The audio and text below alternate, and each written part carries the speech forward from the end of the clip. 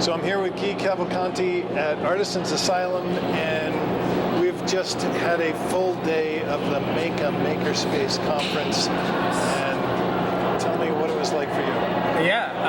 Today was just full of pretty amazing talks and a lot of really interesting discussions and great questions and answers. Today was the big day. Today was the day when we try to pump out as much information as we possibly can and get people talking to these experts in their fields, these founders of spaces, trying to get as diverse a crowd as possible from, totally for-profit tech shop to, slightly anarchist I3 Detroit,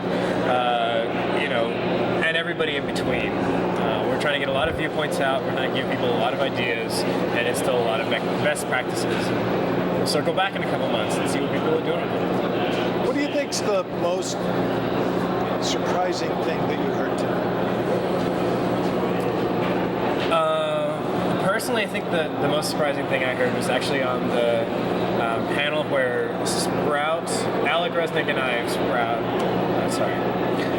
Alec Resnick of Sprout and I were discussing kind of sizes of spaces versus actual operating income and revenue, right? And so Sprout is 2,000 square feet, and they run classes all over the city, and their own space is totally free, and they have this $500,000 a year budget, right? They're doing this really cool stuff. They have 3 staff members. They're working their butts off, doing all these really cool types of classes in really interesting ways.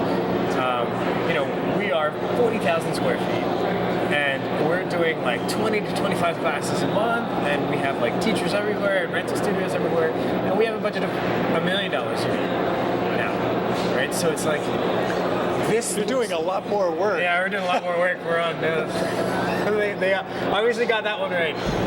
But it's fascinating comparing these two vastly different types of spaces. Alec, they're creating a high school in Somerville, a distributed high school, and we're creating this giant village of spaces, and we have these really cool models.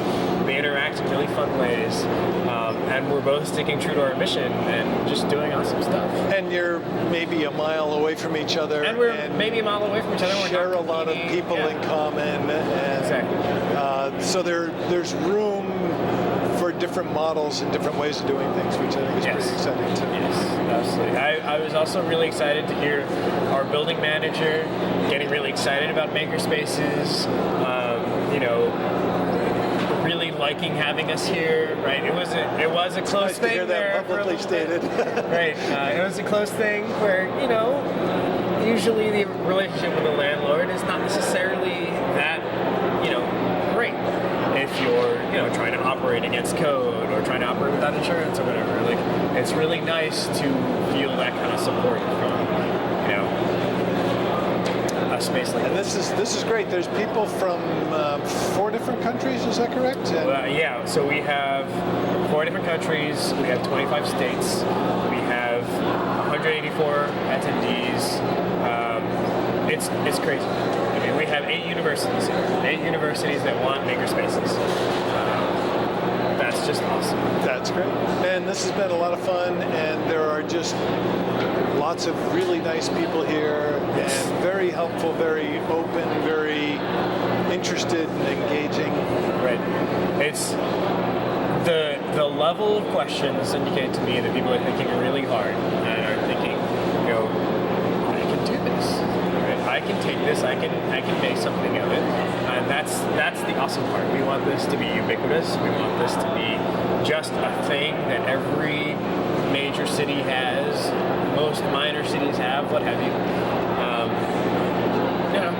I guess we're trying to push for mainstream, as unsexy as that might sound. Well, it's been a lot of fun, and thank you so much for all the work that you've done to put this together. It is really exciting and wonderful to meet all these great people and hear all this amazing information. Yeah, I can't wait to see what these guys do in a couple months, see what happens, and I'm just going to go catch up on 2 digits of sleep over the past 3 days. All right, well, thank you very much. Have a good one.